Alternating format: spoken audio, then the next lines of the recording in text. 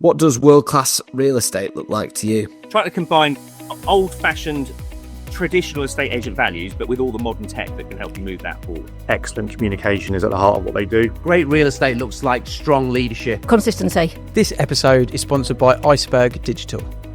Hello and welcome to another episode of the World Class Real Estate Podcast, kindly sponsored by Iceberg Digital. My name is Worrall and I'm joined by Mr. Ian Macbeth. How are you, pal? I'm good, very good. Excited from our recent event of recording lots of face-to-face podcast guests. We had some crackers, didn't we? Yeah, it feels a bit weird now being back on Zoom to have this conversation, to be honest. Yeah. Those face-to-face days that we have are really invigorating. I think when you get so many good agents in the room sharing ideas, sharing best practice, it makes this, for me, really fulfilling. I think this is, it's why we do it, to learn from these guys and girls. So yeah, it was a really great day. And of course, the first episode now, when we release this, will have been released with Clint last week. Yeah, and that was quite a conversational one that was topical based on the BBC documentary. But more than that, if you're bored of that story already, it was more than that, really. We were really sort of diving, and Clint got quite passionate about a lot of things in that as well, from his past experience. We both shared some of our past experiences as well.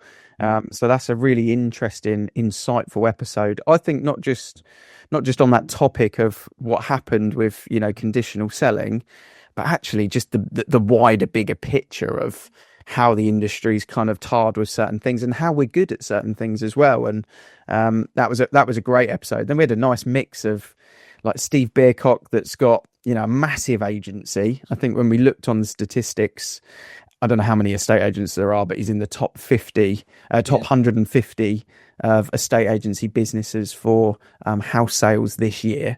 So big animal. Super passionate, very interesting share at the end as well about, I won't give the game away because it'll be out soon, but a life-changing moment that's resulted in now how he lives his life and how he looks. And also within the business as well, a big change within the business hierarchy that's really changed the efficiency of that company. That was great. James was very, very... He's very knowledgeable, isn't he? Yeah, and very good at sharing a lot of value for estate agents, I thought, as well. He gave a lot away for free on that episode. I don't know if you agree. Yeah, absolutely. Yeah, I've reached out to James since to have a few conversations with him about stuff. And again, always giving. Yeah. And which leads us nicely on to John, actually, because he talks about Gary V's jab, right hook, a little bit on that, and that providing value. And I've been enjoying some of John's videos online since since we met last week. It was interesting what he said about the content that's working really nicely for him on like Reels and TikTok is that quick fire engaging stuff. And he gives his secret recording hack away, doesn't he, on the actual episode, how he records and then how he downloads it on a certain platform, sends it to a VA. I won't give the game away, but I noticed it when I was like, oh, he's going bump, bump, bump, like very engaging, very grabby, but yeah, very confident on camera. Must have the same outfit like in his wardrobe on repeat. Like that's his look, right? Same shorts, same cap that we saw him in. Hopefully he's got more than one outfit. I'm sure he does, because he's doing very well, so he can afford it now, I'm sure. Yeah. But great episodes, and I don't know about you, but I was knackered by the end of the day. I rang Rachel on the way home, actually, and I was like, I'm just letting the car drive itself now because I am done. Like all of that by the time, and especially when you've got so many really high energy people really contributing and really engaging conversations that we have, it does end up a little bit exhausting, but well worth it. And we're going to try and book in these face-to-face episodes at least once a quarter, but really trying to make these more regular as we continue to try and progress the podcast. That's the aim of this. Taking the sponsorship like we've done enables us to get together face-to-face more, enables us to get guests to come in and see us in Coventry as our sort of... Seems to be the hub, doesn't it, of the meetup? Yeah, the destination. So... if you've got any agents listening in and around Coventry that want to come on, get in touch, because those face-to-face episodes, I do feel that we get more value out of them, and would be interested to hear people's feedback if they listen to the pod, or indeed now we're putting more of the short form out on social if they're finding those interesting as well. So it would be really great to get some feedback from listeners. Who knew Coventry was the centre of world-class estate agency? Who knew it? Well, we haven't had an agent from Coventry yet, funnily enough. But no, really good. And then me and you have just, to not give the whole game away, but to let the listeners and the subscribers and the regulars kind of be aware. Me and you have just spent sort of 45 minutes project planning and mapping out the next step for not just the podcast, but more the community. Because, you rightly said to me, look, Ian, I think we've got so much value now in these episodes that we're doing, and being able to collate that value, people can only listen to so many of these. Throughout the year we do 52 every single week. One goes out on a Wednesday, Tuesday night, Wednesday morning, but there's so much value in them, and we have had some great value, but not everyone can listen to all of them. So can we condense that and offer that back to the community, to the estate agency industry, to help them improve? And we've come up with a couple of ideas of how we can do that. You're working on one thing at the moment, which is this manual, this workbook. So kind of talk through the listeners about that a little bit, Mark. So you're right. And this is one of the things that excites me about this podcast. So we say at the end, we do it because we love the industry. That, is a big driving factor, but it is also personal learning. When we interview people, we learn from them. And when we have our chats, I'm always writing notes and thinking, right, I'll go and share that with our team. And so that's a big driving factor for me for doing this as well as helping. But you're right. It was sat down when we were getting to like 300 episodes and thought there's a lot of value in there, because episodes, 1 to 50 will still be relevant today as they were, 5 years ago? And actually the idea for creating this sort of more interactive and using all of the content that we've got to try and, further help the industry and help agents improve came from a listener that reached out to you. What was his name again? Sorry. It was Ben Roberts from Keystone. Yeah. So Ben, I remember you sending me the screenshot. He'd set up some training on the back of one of the podcasts with his team that he was doing. And I'm thinking, I don't know why I've not done that with my team. It's ridiculous. But actually, you can listen to an episode, take your key takeaways, and everyone can share those and share best practice and hopefully implement that into your working processes. So that's where the idea came from. Actually, there's a lot of value in these episodes, particularly when we've got so many of them, that actually we could create a working document for agents that they can use to help improve. And so that's where we're looking to take it. And it all goes back to my opinion on this, is that we should always be progressing. So we've progressed quite a bit this year. Those face-to-face meetups that we've got, progressing more with the workbook, and then potentially some form of workshop event we're talking about as well, as we sort of plan into 2026 is one of the things that you and your team are going to look at, isn't it, Ian? Yeah, absolutely. Well, I think, the workbook, should we give the name away? I don't know. It's got a cool name. Wait out for the name. We'll drop it when we launch it. But yeah, the workbook itself, I just think is a great way for estate agents to have something that's totally different, because there isn't really that thing once a year that comes out where you go, whatever level you're at, whether you're running an agency business, big or small, or whether you're a negotiator, to have that kind of workbook. Like if we're going on holiday on Friday and I went into, it's not called WH Smith's anymore, it's called TM something or other, because it's, it changed. I think it got bought out, or at least the two that I've seen recently have done. Looks the same. Basically, it's the same. We'll call it WH Smith's. I just got a maths and English workbook for my 9-year-old because she's going into year 5. And I thought, right, well, while we're away, do a bit of worksheet stuff. But why isn't there one of those for estate agents? We talk about the fact that estate agency isn't licensed. You haven't got to do any tests. You don't necessarily need to do a test, but actually to just go through that workbook and go, right, each year I've kind of done my CPD, if you like.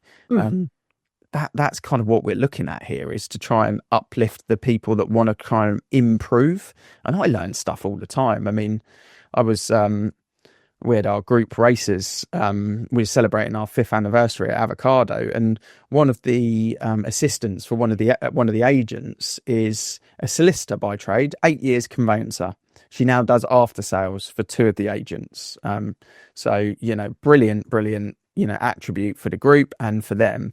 And she was giving me an education on a couple of bits that we need to do to cover our backs that we don't do at the moment. And I just thought, you're learning all the time, you're learning all the time. So that's what this workbook will hopefully do to agents. And we'll have a link in the show notes and on the social tags. So whether you're watching us or whether you've seen the link, if you're interested in the workbook and what we're about to talk about next, or both, just put your name down on the waiting list, because obviously there'll be a kind of teasers, there'll be a few little bits that will come out, and you can get yourself. There'll obviously be a limited amount of them, because we can't print thousands, because we're just a podcast. We're not a marketing business. We're just trying to help the agency industry. So there'll be a limited amount, but fill out the link if you're interested. Get yourself on there, and go on. It's going to be perfect. It's going to be perfect for the agents that want to go to events to implement stuff. So the idea, how many times do people go to an event, sit down, and may or may not make notes that then sit in the drawer in the office and never get used? It's the shelf development type scenario that we're looking to avoid here by creating something that is really interactive, so that can help people to implement. So if you are one of those agents that's looking to improve and keen to implement or keen to improve your implementation, then get online. It's going to be worldclassrealestate.co.uk. Get online and have a look at the domain. Pop your name down there. There's nothing certain in terms of dates or times or anything there. We're just sort of trying to find people's interests. Yeah, absolutely that. And we kind of worked out that really the podcast, we kind of categorize it into like 4 different sort of corners, if you like. We're either talking lead gen / marketing, kind of hacks, tips and advice on how to get more leads and more clients into your business, through the art of marketing, which we can break that up into multiple different areas, from social media to print or wherever it may be. You're not going to talk about print, surely. Someone does. And then we talk about kind of like business strategy and more around being an agent, being an owner, the business element of things, profit and loss. We had Royston on, most recently. I was thinking about. Yeah, talking most recently about that, which is great. Me and you have had quite a few conversations around that as well over the course of the year. Then there's like raw agency, actual estate agents, talking agency, how to just be a better agent in agency world. And then we often have like random topics or current affairs, or just something that's popping in one of the agency groups or on the news or marketplace or whatever it may be. We had Tom from Mortgage Tribe talking all things mortgages, but not only did he give us an update, he also gave us from his reflection of being a seller and a buyer recently, and also as an estate agent, how to talk to a mortgage advisor through the eyes of a mortgage advisor. So there's a lot of value that was shared in that, more than just the mortgage market update. So they're the kind of 4 corners. And we feel that with the manual and with that information, a real kind of workshop day, a training day, kind of live action takeaways, not one of these events where we've got, speakers at the front, which are great, that kind of just talk to you for a couple of hours and then disappear. Like actually working on some stuff that you'll really be able to take away. And we think probably January is when we'll put that event on. We don't want too many people in the room. It's not going to be, like a cinema sort of setup or whatever. It will be more an action sort of session that we can work on really trying to make sure that everyone's has the best possible year they can in 2026. I'm really excited for that as well. Yeah, absolutely. I've said it a couple of times, but this is all about progress for me, and I always remember when we first interviewed Stephen Brown, and it was on the intro. I think it might still be on the intro, maybe not, but every day is a learning day, and that's where we're building up to here. January is always a great time to take stock and put a stake in the ground for your year ahead. So that's why we're going to do it then. But actually, what we're doing is utilizing all of the information that we've accumulated over the last. Well, we'll be doing the last year, I think, is probably where we'll be focusing. But all of those episodes can provide value for agents, and you don't have to have listened to all the episodes to get value out of the book or get value out of the day. There'll be options if somebody's never listened to the podcast that they can come and it'll be really interactive. The idea of workshopping and having people in smaller groups working on themselves and on their businesses, I think, is much more. You'll come away having taken much more out of the day than having, because we could get some amazing speakers on and put on another conference, but there is a lot of estate agency conferences, right? And I think they kind of serve their purpose, but there's a lot of agents that I see that are in different mastermind groups and things like that. It's probably more likely to be that type of day. I always find that whenever I go to our masterminds, I have way more notes and actionable takeaways from that day than I would do from an event. But I go to an event, I feel very inspired, motivated. Yes. It's great for networking. I probably speak to a few suppliers and find out what's going on there. But in an actual mastermind, I often joke about driving back from Leicester, I might spend an hour and a half on the phone to Mike, downloading the day. And we make some key business decisions off the back of it. And that's really what we want people to have from this, is them to go back to their offices and go, right, this is what we're doing next, and like really feel buzzed and motivated and educated by it. So yeah, really excited for the guests, that we've got going out, the face-to-face, great social content, excited for these updates and changes. And we'll obviously go to work putting them all together. Won't announce it yet because we haven't spoke to them, but there will be a charitable donation that will come from definitely the workbook, potentially the event as well, which will have a close connection to a lot of estate agents too, because it's not like me and you were really looking to try. Well, we're definitely not going to get rich off the back of it. It's just because we love being part of that agency community, like you say at the end of everything. And why not kind of be in a room with good agents? We'll learn something from it. It's exactly what I was going to say. There is no doubt that we will host a great day and the book will deliver value. But by going through this process, we'll also learn something. And then go back to that word. This is about progress, about being better tomorrow than we are today. And that is a big driving factor. And I say that to my team all the time. I want us to collectively improve day by day. And that's what this is aimed to do. I think we're very fortunate that we can do this, and that we do get really good guests that come on, because very often we've got things that implement into the business. Sometimes members of my team listen to the podcast and are like, why have you not told us that?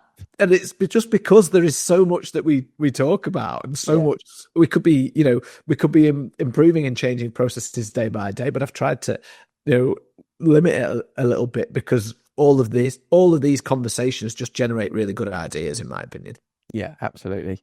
And it's been a great year. At the sort of, we're over halfway now, obviously, but it's been a great year for the podcast with some really talented guests, a nice blend of current affairs and everything else we've been talking about as well. But I think it will be really exciting to have some really good talented agents and people from the community. So if you want something from that, as we kind of share our kind of live sort of workings on this, we're building this out. It's not set in stone at the moment. We're kind of building it out as we speak. But if people want it in a certain direction, or have got some really good ideas themselves, we'd love to hear from the community, from the listeners. Because we can shape it around you guys and girls, really, because ultimately we're doing it for you as well as us. So yeah, absolutely. We'd really welcome some feedback on everything that we discussed on this episode, from the face-to-face days, the socials, the idea of the workbook, the idea of the workshop. So yeah, feedback is important for any person in any business. So this is no different to that. If you've got an opinion, strong or otherwise, please share it with us. We'd really appreciate that. How are you feeling as we hit summer? Kids are kind of broken up at the point of this going out. My kids broke up like a week ago at the point of this going out. Most kids will have now broken up. So how are you feeling around summer? Obviously summer holidays, marketplace. What's your kind of thoughts in agency terms, figures and stuff like that? What's it looking like for you? Well, first things first, I'm very chilled because my kids are in Spain with my mum. So so we're recording this on Tuesday. They went on Sunday.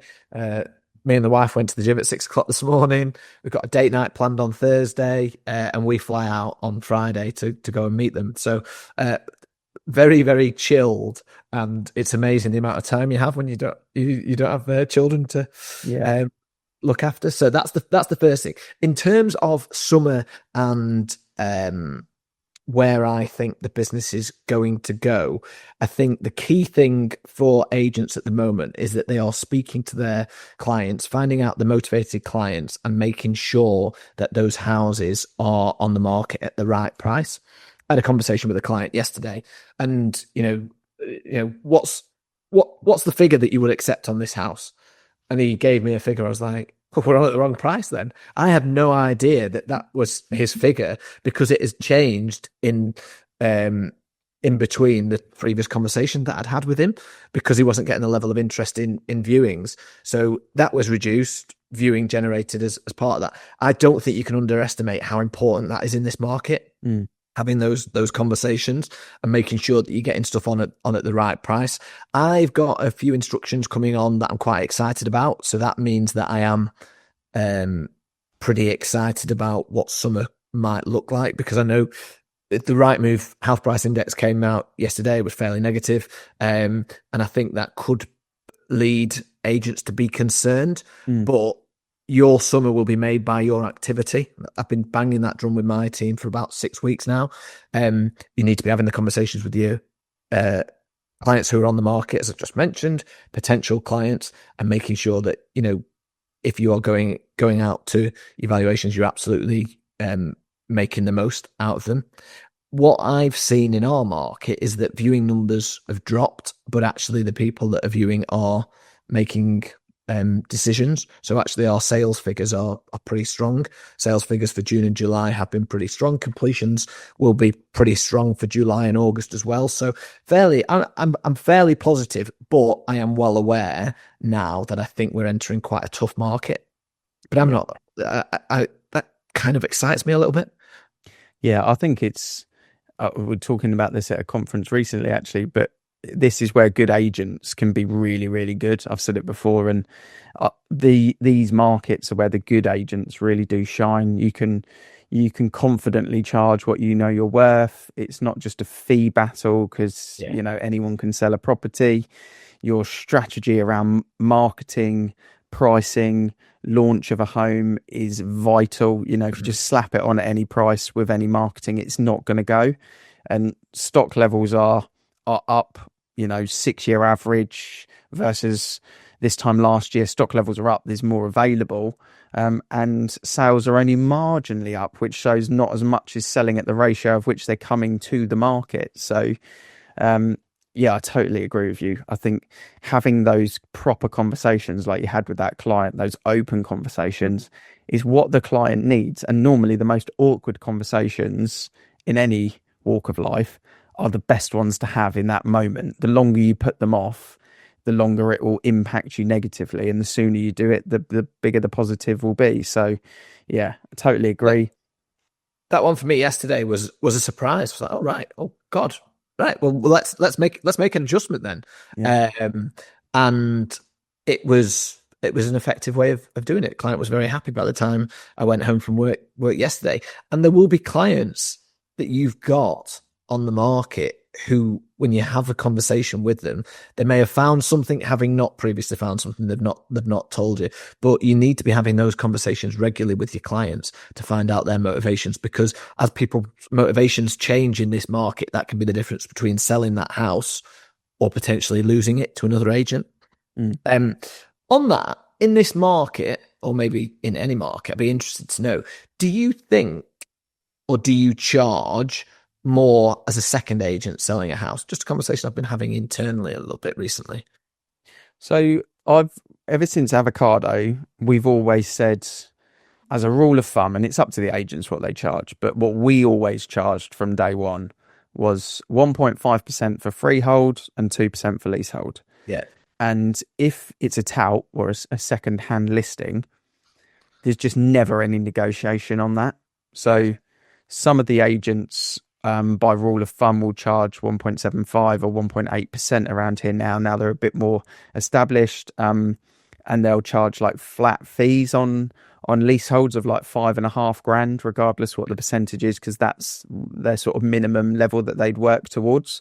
And if it was a tout listing, there's just never any negotiating on that at all. Because if you've got, round here, for example, a prime listing would be something, don't mean prime as in market, but like your perfect, I'd love 10 of them because I'd sell all 10, would be like a 750, 800 grand, 4-bed detached, double garage, family home. You get one of those around here, you sell them no problem at all.